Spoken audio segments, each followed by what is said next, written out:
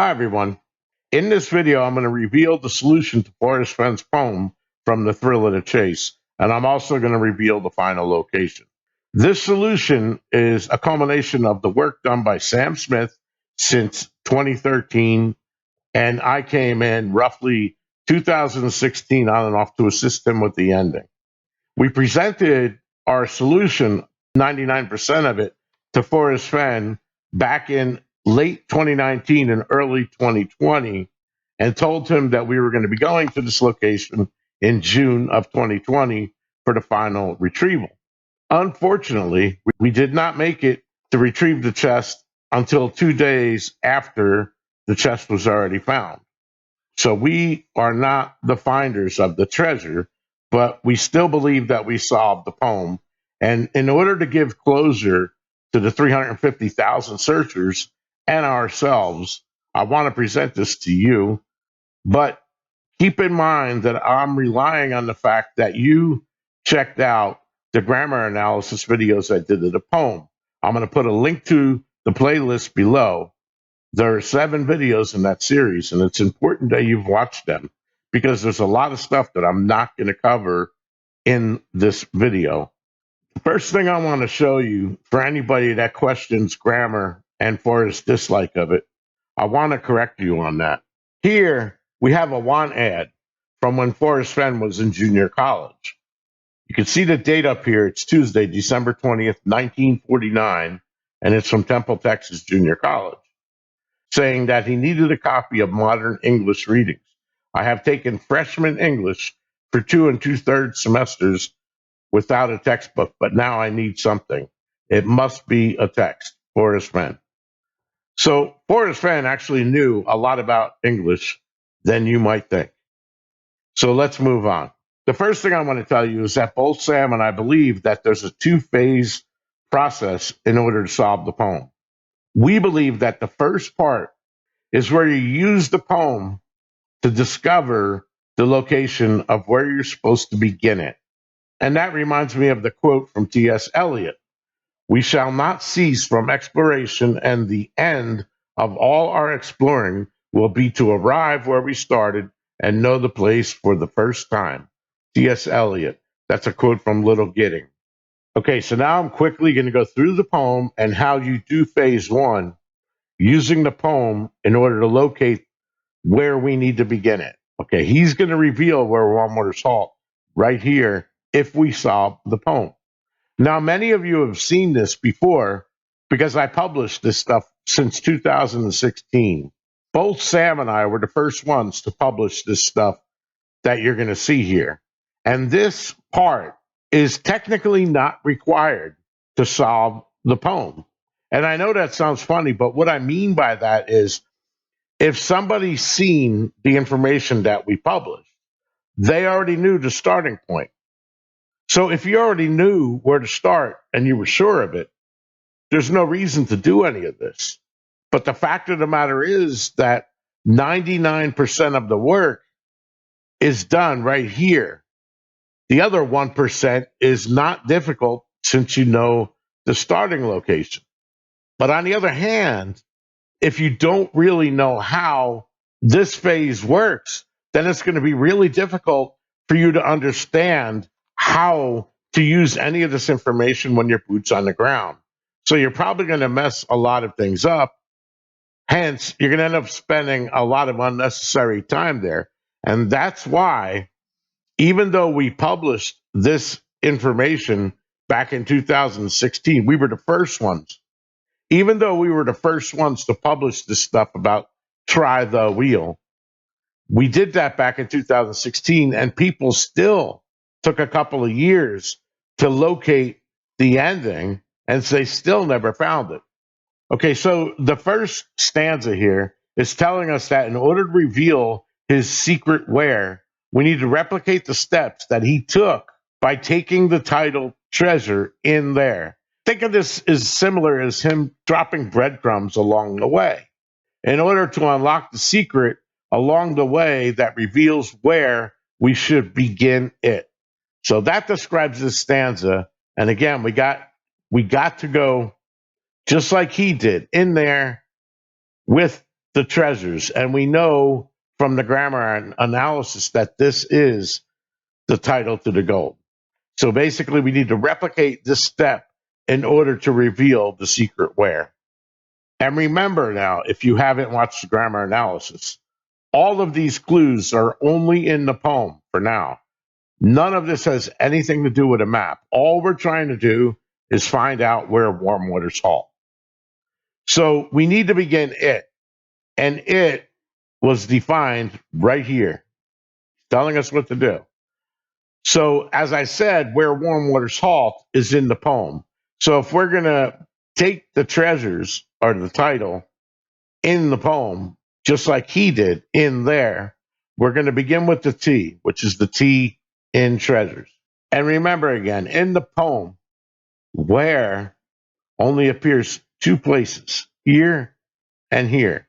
So, in order for us to find the physical location, we're going to have to go through the poem to unlock his secret to reveal where we need to start. That is the purpose here. So we got a T and we're looking for an R. So we're going to go down this column. He says it here, take it in the canyon down. So here we're going to follow from where warm waters halt and we're going to go down in the canyon. Remember, we're looking for an R for the word treasures. We already got the T done, right? There is no R in this line. So we go down to the next line. It says, not far, but too far to walk. There are two R's in that line. And he's telling us a couple of things here. He's saying not far. So, in other words, we're not going to take the first one, but we need to go to the next spot where we are near enough, okay, so we can walk from there. So, in other words, not the first one, but we're taking the second one. Not the nearest one, but we're going to go to the one that's too far to walk. But remember, we're also reading down here. He said, take it in the canyon down. So, but we're not supposed to take anything from this line because he's telling you you didn't go far enough. We got to go to the location that we could walk from. So we go down one more line. Here, we still need the R, but he's telling us not to put in until we are below in elevation of the Homer Brown. That is a spot that we're supposed to execute the rest of the work in spelling out the word title. We're going to put in starting with the line below the Homer Brown. So he's doing two things here. First of all, we now know that the Homer Brown is here. And we're below it, but we're not in the canyon yet. We're not where he wants us to go. He's telling us to put in from this next line. So in the next stanza is where we're going to begin sliding or putting the letters in there. When we face any line with more than one letter that we need, we're instructed to use the second choice. Not far, but too far to walk. So over here, we have something interesting because this is the first time that we're seeing the word there again. Okay, so he said, as I have gone alone in there and with my treasures bold. So it's clear. And also, it's the second R. It's not the R in from, it's the R in there. So it's really clear that if we take treasures down into there, we're going in there just like he did. And the other thing I want to mention is anything to the right of this would be considered pushing it out from under the Homer Brown. So I'm going to go ahead and do that now. So now we have treasures going in there below the Homer Brown. Okay. It's in that same column. We have TR. We need an E. So let's read this line again to find out the instruction. He says, from there, it is no place for the meek. So we have the R. Now we need an E. Here it says the end is ever drawing nigh. From there, it's no place for the meek. Well, no place for the meek is the end. Also, that it happens to be the second E. So we want to grab this E and we want to slide that over. So it's still below the Homer Brown, but it's in the column where we're spelling treasures at. Okay, so now we have that in the correct position. We have the E in the right place now. Now we need the A. So let's read what this says again. The end is ever drawing nigh or left. So we go to the next line. There's only one A there. So we could use that A. However, he's telling us there will be no paddle. So the paddle doesn't exist. So we can't use that A. So what we need to do then is slide it left so that there are no letters in this column. Okay, so we still need the A at this point. Actually, we have 1, 2, 3, 4 of them in here. But we're going to do the same thing that we've been doing, that we were instructed right here, is take the second one. So we're going to take the A that's in loads, and we're going to put that into the right column. So now we have the A done. We need SURE. We're only going to do treasure here. We don't really need the S because the S is already there in seek if we were going to go down this column.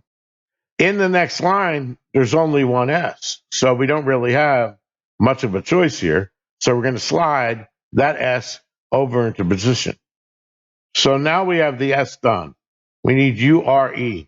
So what are we going to do? Now, the previous line said just heavy loads and water high.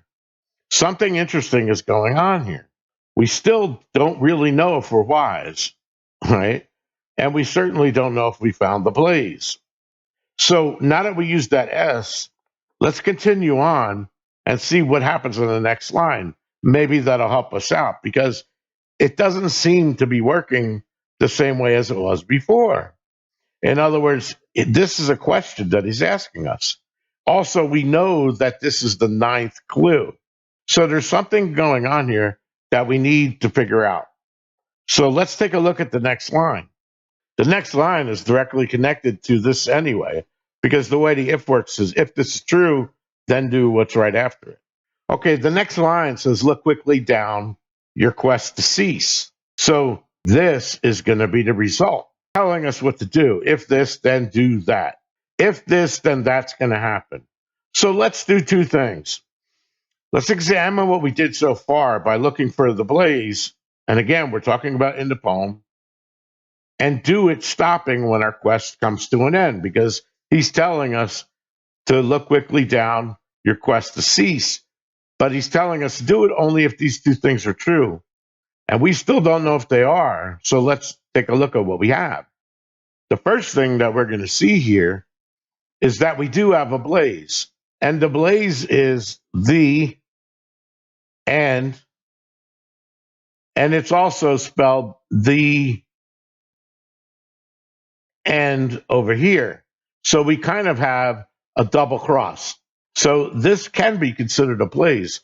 So let's try reading what we have, but we'll only read where it overlaps the blaze until we cease. So when I check that out, we have try the. Now remember, we're not going to go into the Homer Brown. Try the wheel. Now we hit the end of that cross, but if we look here, there's an end, right? And if we look down here, there's another end. So this end would signify where we stop. So we uncovered the message, try the wheel, end.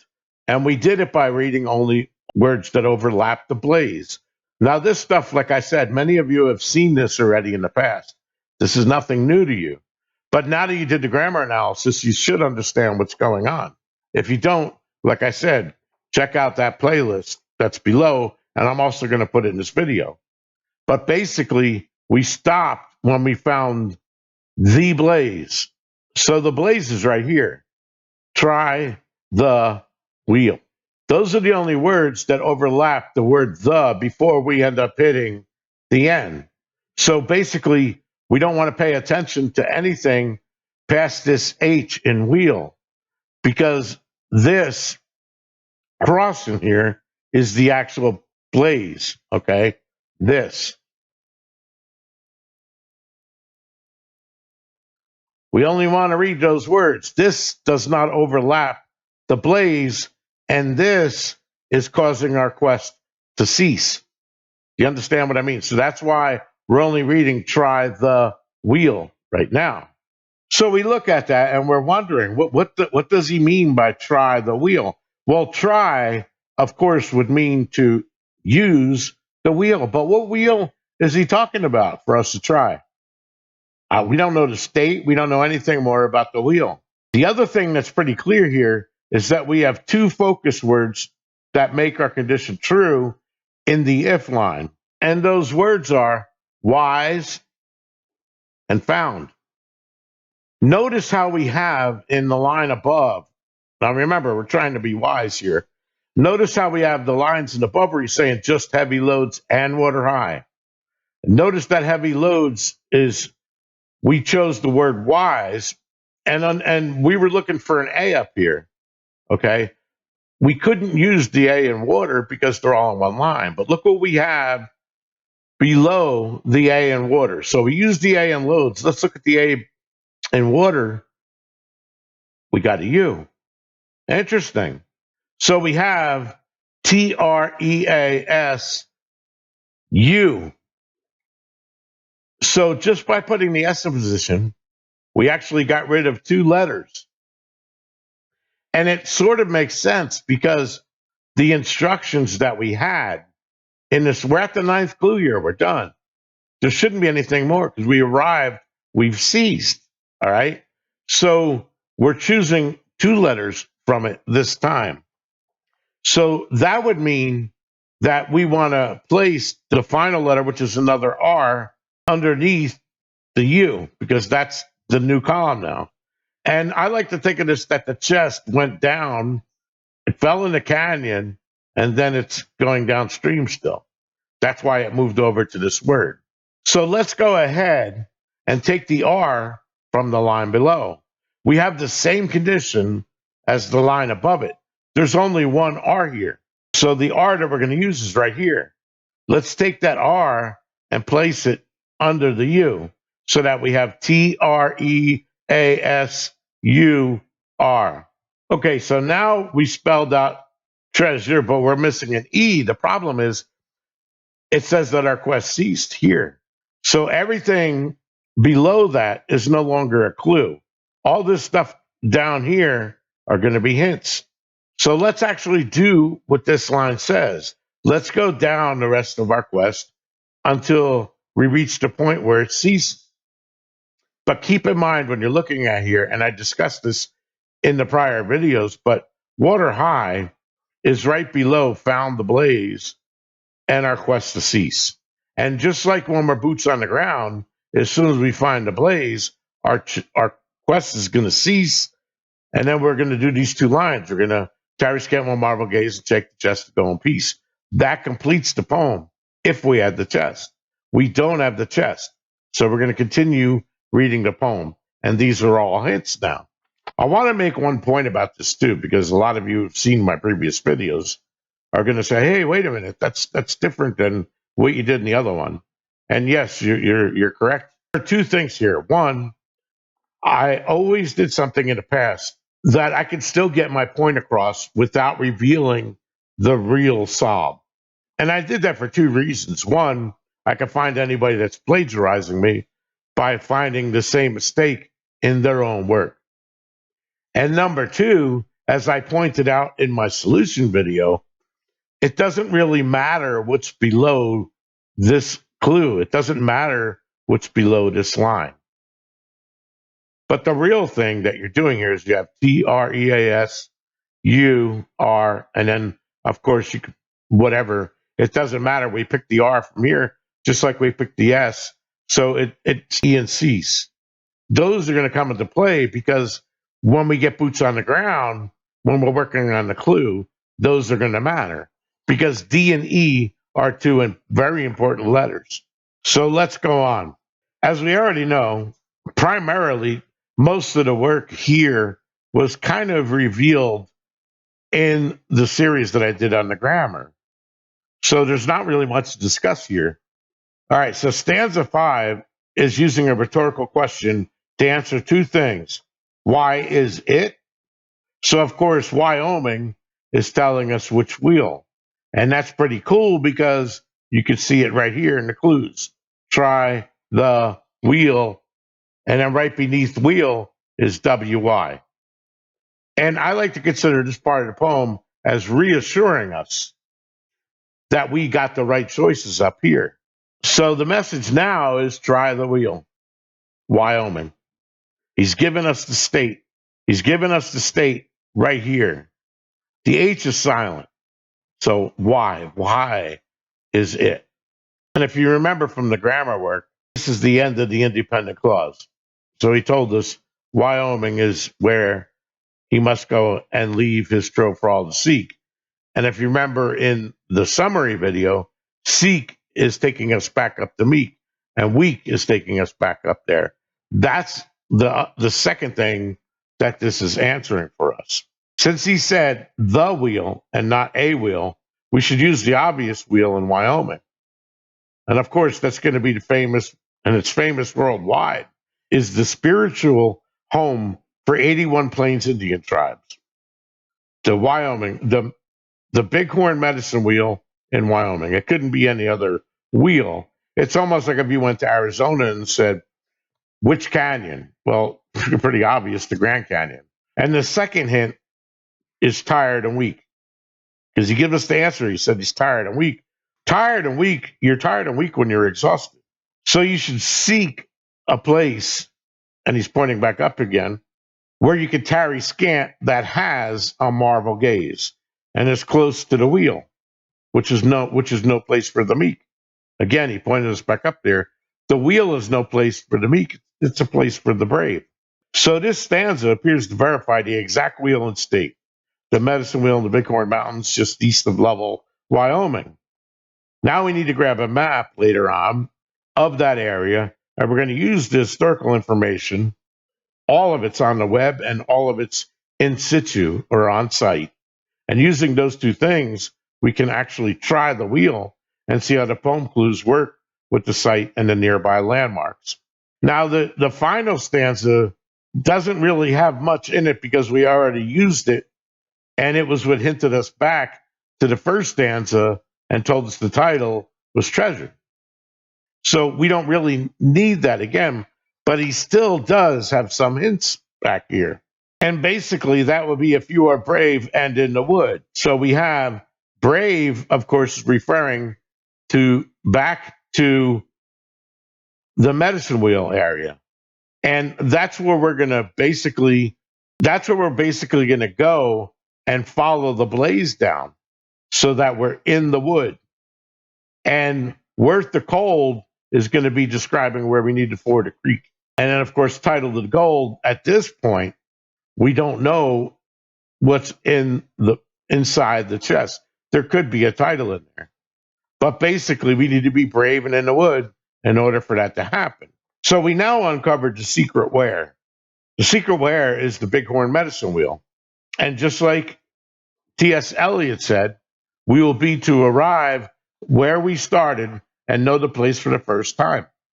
So now we just need to get a map of the area. And this time, when we go up to begin it, we're actually going to use the wheel. So consider this next thing, phase 2. This is the part that Jack probably did. I don't think Jack knew any of this, and nobody's published this. And like I said, technically, you don't have to do this if you knew for a fact that you went to the right place. But you don't know that because the poem didn't tell you to go there. You're using your own bias if you didn't do step 1. So let's go on now, and I'm going to use different images, and this part's going to go relatively quick. I apologize for the amount of time that it's taken so far, but I really need to explain this relatively well. And I think I can do so assuming that you watch the grammar stuff. And it's also be pretty straightforward for you. Before I go, let me just let you know that there's one more word to be added to this phrase now that we finished all the way to the end of the poem. And that is going to be end. That's our cease mark. Let's look at it that way. Try the wheel, Wyoming, end. That is our complete message. Okay, so now we're boots on the ground. And this is actually an overview of the wheel. Everything I'm telling you about here could be discovered there's like 6 or 7 different kiosks up at the wheel. So if you parked your car down here and then you walked up to the wheel and you read everything, you would understand what all these labels are here. And basically, each cairn is labeled A, B, C, D, E. E is the last cairn. There's an F cairn, but it's inside the wheel. That's actually where somebody on a vision quest would sit. And you could see Dr. Edie's diagram here, and he's got all these lines drawn from the perspective of sitting in there. And this line is where you would stand looking across the center out, and the sunrise would be over here in the east. This cairn, the D cairn here, is the only one that's water themed. Also, keep in mind that all stars are blazes. The wheel only has 5 cairns, all described on site outside the circle. Each points to the brightest star in a constellation except for E. It represents the most famous star on Earth, the sun. You would be standing here and you'd be looking this way into the solstice sunrise. And you can see that here on Edie's map. The D star, that represents water. It's a fish, the southern fish. And above it is Aquarius, the water bearer. So this is the only star that represents water. So we're going to do what the poem says. We're going to begin it at the wheel and we're going to take it in the canyon down. So we're going to draw a line in that direction, some length long. And what we're looking for is the first water that we located, the first place where warm waters would halt. The E star represents the sunrise. We already discussed that. The entire area here, by the way, from the wheel all the way to the mountain peak, is the home of Brown. It's considered the spiritual, sacred origin of 81 Plains Indian tribes. It's their church in the mountains. It is no place for the meek. The Indians, and you could read about this on site, when they would go there to pray, they had an agreement that they would never go to war. They never fight at that site. They can pray alongside of each other, even if there's enemies, when the braves go up there. So only the brave and the bold come in here, hence the reason why it's no place for the meek. One of the things they use the circle for is what's called vision quest. The vision quest lasts 4 days long. You eat once in a sweat after going to a sweat lodge to prepare. And then when you go up to the wheel, you can't drink or eat for 4 days during the quest. After the 4 days are over, you visit a medicine man who's considered the wise man. We went over this before. The wise man symbol or petroglyph looks like an eye. I showed that in one of my older videos. And you're going to him because he's going to ask you questions and determine the results of your vision quest. The vision quests are usually done when you want to pray, speak to the gods, you are sick, either mentally, spiritually, or physically. You would go to the wheel to find out what's in your future, how to get healed. So we began by drawing those lines through the 2 relevant points, D and E. And we continue them as far as we need to, depending on what we're looking for. On this one, we're looking for the heavy loads in water, and on this one, we're looking for water high. Because he said in the poem, heavy loads and water high. Also, the D, when you enter the wheel and you walk, when you reach it right here, there's a sign over here. It's walk left. So you have to walk clockwise around this wheel. If you don't, you're supposed to be upsetting the gods if you walk the wrong way. So out of respect, the sign there is telling you to walk left. So you got to remember that this wheel represents the sun. It basically tracks the sun. So once a day, everything is going to go from sunrise to sunset. Okay, you can see that over here from summer solstice sunrise. But even if it's not the solstice, the sun is not going to rise over here to rise somewhere else. However, the sun is still traveling around this wheel. So that makes the E and D cairns always drawing nigh, and the sun is always drawn nigh, going around the earth. So now that we're done examining this part, let's jump to another image that'll show us an external view. Okay, now many of you have seen this image before. I have it on here. This is in the solve that we published here. Nothing really changed. I'm just going over for completeness. So we already know that the D line, we're going to extend it down until we find water. And we do. This is the headwaters to the Five Springs Creek. This is called Five Springs Basin. It's down in a lower elevation from the home of Brown. Technically, Medicine Mountain, the Medicine Wheel is even below Medicine Mountain. But I would consider the whole protected area the home of Brown. And if you want to find out why it's protected, you can either go on site or go read about it online or look at my other video because I described that. I'm not going to reiterate it here. Also know that Five Springs, of course, that's plural. There's 5 of them. So that covers the reason why it's where warm waters halt. Second, the Indians consider any water that comes up from the ground warm. Third, in the documents for all of the water in the state of Wyoming, this stream, this creek, is considered warm water. Fourth, when any hot spring or any water that comes up out of the ground is going to be slightly warmer than the atmospheric temperature, well, especially up at this higher elevation. So that's another reason why it's considered warm water. And like I said, a basin or a tub would make sense. If you went into a bathtub and you plugged the bathtub up and fill it with water, the warm water halted. All right. Now, a geyser doesn't count for warm water because that's boiling water. That is the closest one to the wheel. It can't be any other one. It doesn't make sense. It's also at a lower elevation. Now, as I explained, the E cairn, and this is that red line, so the sun rose up here. If we put our back to the sun, this is the line that we're looking down. When you're coming down and following the sun's solstice down, the sun, of course, is ablaze. So are all stars. So we're following the sun down, and if you notice, it intersects quite a few places over here. And those are the places where the treasure chest is. The treasure chest is right near the falls, but not at the falls. It's off the trail where the sun intersects the creek. Now, if you look and keep going down, you'll notice that that line also takes us directly to the put-in point. And then that line continues down into what's officially known and marked, because there's an overlook here, into Rainbow Canyon. So it goes past the chest and into the rainbow. So we did find a blaze up at the wheel. And then we're going down, and it led us to where we're supposed to put in. It went right through the campground and everything. Campground is where we're going to tarry scant. You go for a short sojourn, and it has a place to marble gaze. It's like asking for a room with a view. We got that here. This line after the stump tack, this road is called Five Springs Campground Road. So you would drive all the way up to the point that you would get into the campground, park there, and then you would follow the trail. There's a trail there called Five Springs Falls Trail, and I'll show you signs of that in a moment. But you're going to follow that until you intersect the blaze.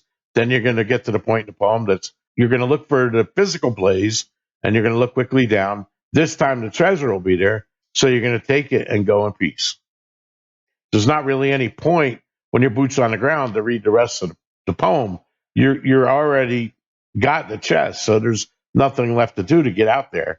And like Forrest Fenn said, that's when it means, just take the chest and get the heck out of there. And incidentally, the trail that you need to take to get to the treasure chest, it's only a quarter of a mile long, which is roughly 2,000 feet, a little over that.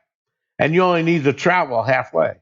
So you're going less than a quarter of a mile to get to the place that you have to leave the trail and then ford the creek.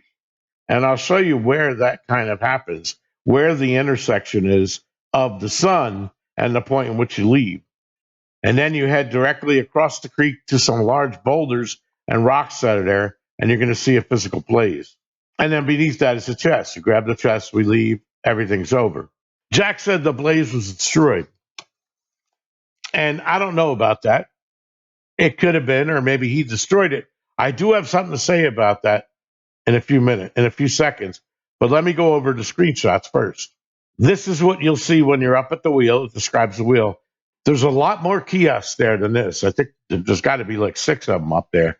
It describes various things. They also got a ranger station up there that you can go to get more information, more in-depth information about what's going on here. You can also find a lot of stuff on the internet. Since this is a sacred and historical site, it's going to be there for a very long time.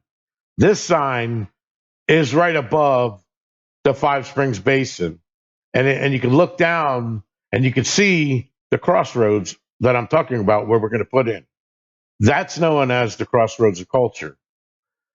The trail that we're taking to get up to the campground is actually an ancient trail that was used by the tribes a long time ago. So they consider that the Crossroads of Culture. You could read about it here.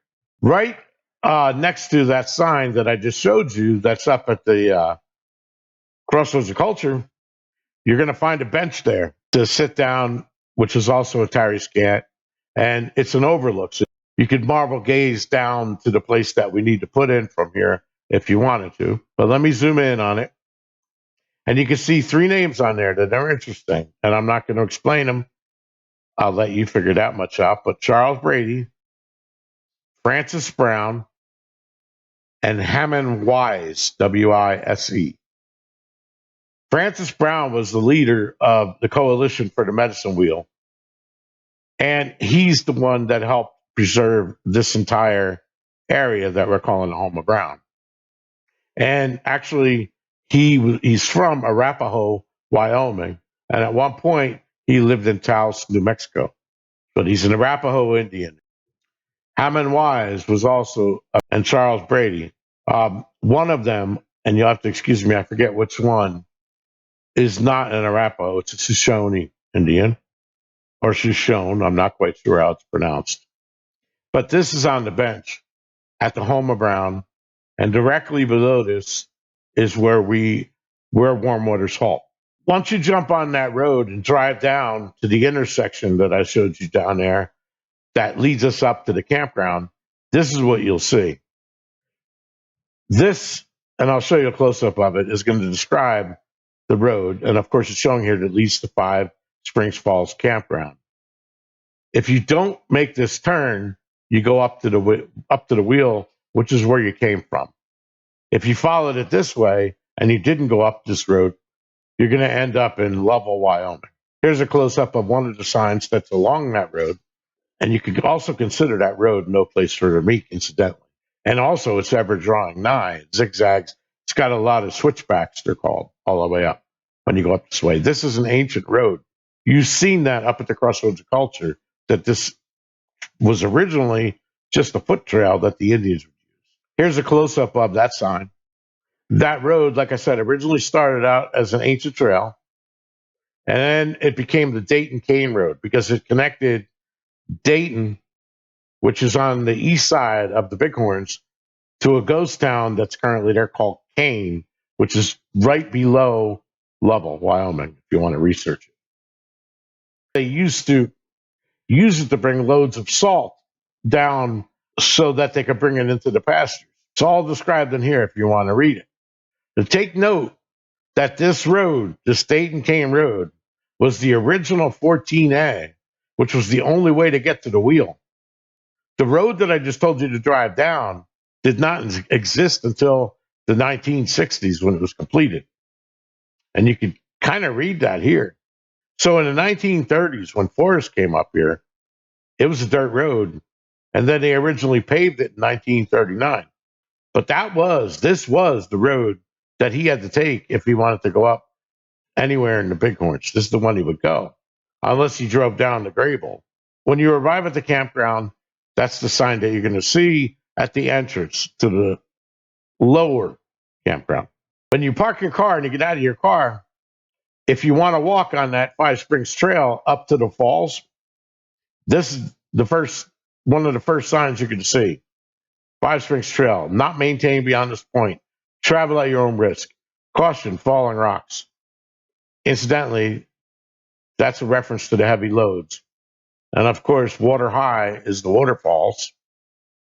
And it's also leading us into no place for the meek because it's not maintained beyond this point. Travel at your own risk. Here's a bigger sign that's there. This sign, though, was recently added. I'm putting it there for completeness so you can read it. Now, we're actually looking back towards the trailhead. The waterfalls would be this way. You'd have to go keep following the trail past this bench and come in, and this enters the wood. You can see the wood on your left here. This is all goes down, and it's in the wood, and the creek is down there. I wanted to point this bench out because this bench, when the sun comes down, the sun actually comes down that way. And this is actually down here is where the sun actually crosses over the creek. If you follow this trail and you make it to the falls consists of a tiny falls that brings you up in a ledge. And then there's a huge falls, and you can see the huge falls from the end of this trail. And of course, the small one. You can climb up the small one. It's not too high. And you can go into that ledge towards the big one. This is bringing you into like a box canyon. Once you go in here, there's no way out except the way you came in. And this is also the halfway point of that trail. Here's what it looks like when you're in that wood. And you can see an example of the rocks that are on the opposite side of the trail. This is the trail that you walk on. If you went across it and forded this creek, and really the creek doesn't get deep, it doesn't get high at all. This goes right through the campground, but on the opposite side of the campsite, this side is where I believe the treasure chest was. And this is kind of catching it at dawn when the sun is on the west side. So you can imagine, you can actually see if you rotated that the sun is facing that way. So when it crossed over that bench, if you were to go down the hill and cross over the stream and go to the opposite side, that's where the blaze would be on a rock. That's the one that I think Jack said was destroyed, unless we're misunderstanding what he said. I want to show you something interesting now. This is not a picture that I have. This is not the picture of what I'm about to talk to you about, but this is very similar to this. Another searcher who remained anonymous, I have no idea who they are, but earlier this year, they sent me an email and they told me that they discovered a hole in the rock back in about 2017, late 2017. And the hole in the rock was over by the upper campground for Five Falls.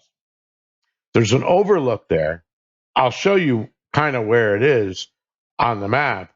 I have the exact coordinates to it, but in 2017, you were able to go there and look through the hole in the rock. It would actually focus your eyes on over towards the wheel. I believe that might be what Jack was talking about. It's not the blaze itself. In fact, it's not really needed. But I guess Jack thought that the poem, or this person thought that the poem led you to the upper camp, which is not the one that takes you to the falls. But anyway, that rock formation has been destroyed. I don't know if Jack confused that for the blaze, but because it did look back and he thought the poem was broken.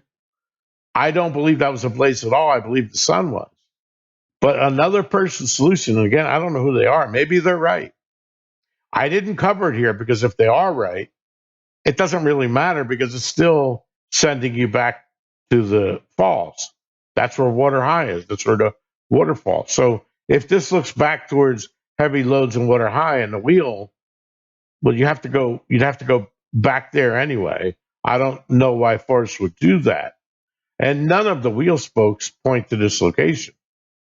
And also, this rock is about 80 feet up, but it's a very short trail. So it's kind of the way he described it, the guy that emailed me, is just an ankle breaker. So he didn't believe that Forrest Fenn would be able to go up there to look through the hole. So maybe Jack did. I don't know. Unfortunately, Jack won't answer, so maybe we'll never know. So anyway, let me show you approximately where that is in case you want to research it and for completeness. Okay, I'll show you where that rock was.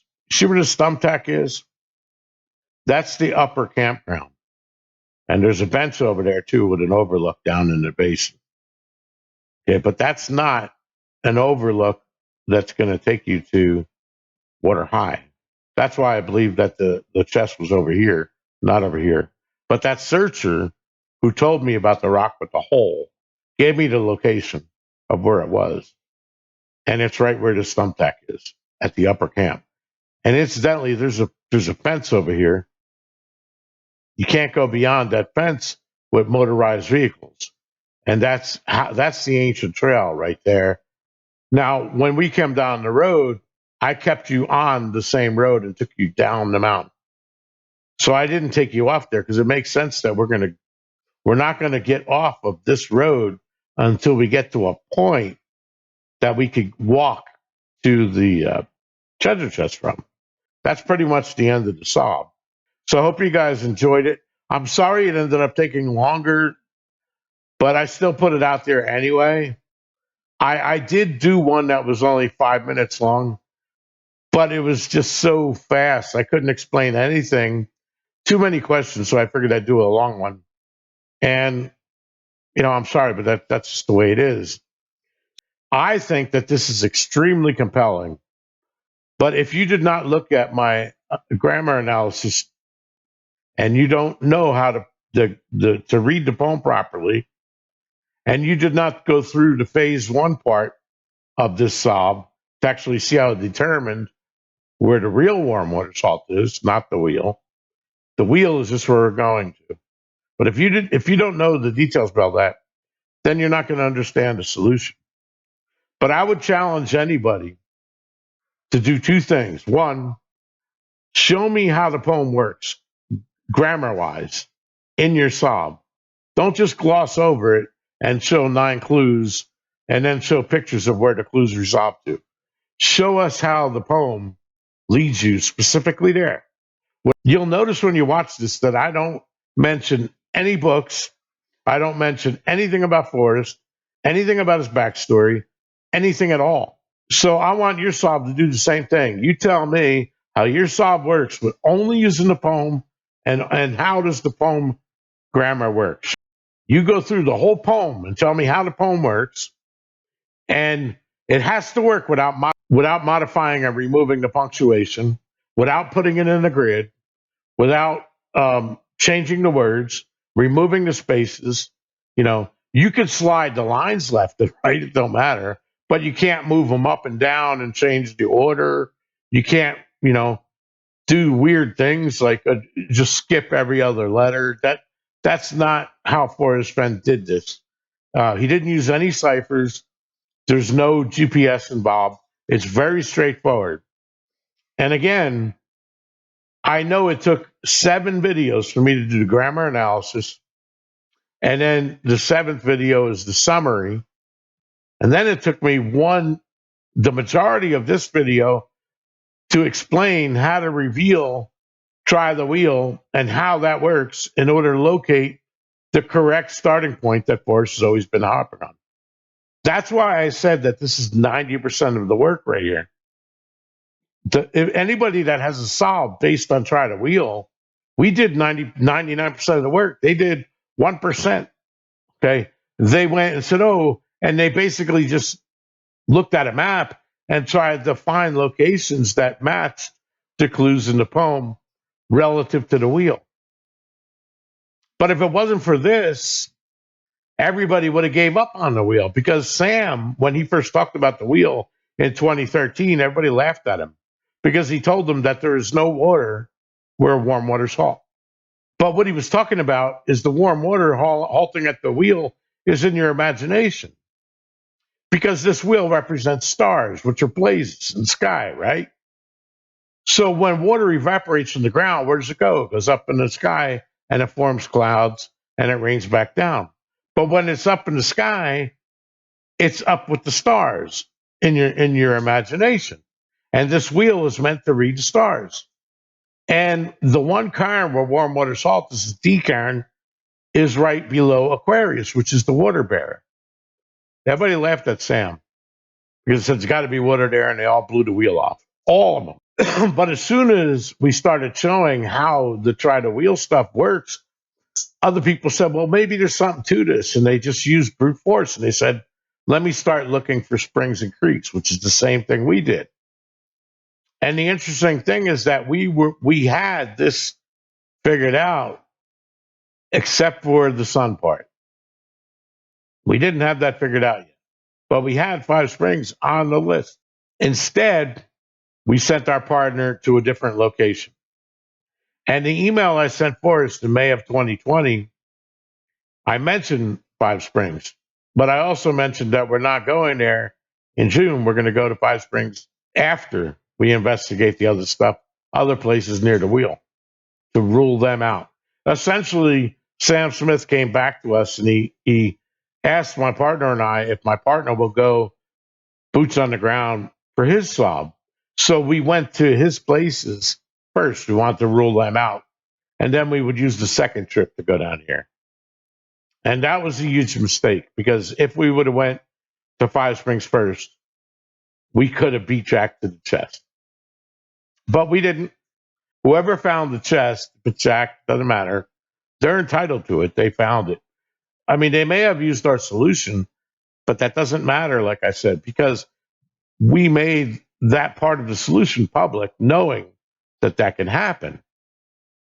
We were trying to build a team. Unfortunately, somebody ended up taking the information, finishing the end, and instead of doing the right thing and teaming up with us, they became greedy, which doesn't surprise me, and they took the chest. So they're legally entitled to the chest. But what made me mad is they wouldn't give us closure. They didn't give us a solution. So I tried my best to come up with a solution, and this is it. I have never seen a more compelling solve. And like I said, I challenge somebody to make a YouTube video that does exactly what I did, and you can't rely on any external sources. It all has to work with just the poem. And it's got to do so without modifying the content of the poem, other than maybe sliding lines left and right. I don't care if you do that. But you got to show me why you slid those lines. Like I proved to you that I slid these lines to a specific position because the poem told me to go and do it at that position. I didn't just randomly choose letters and words.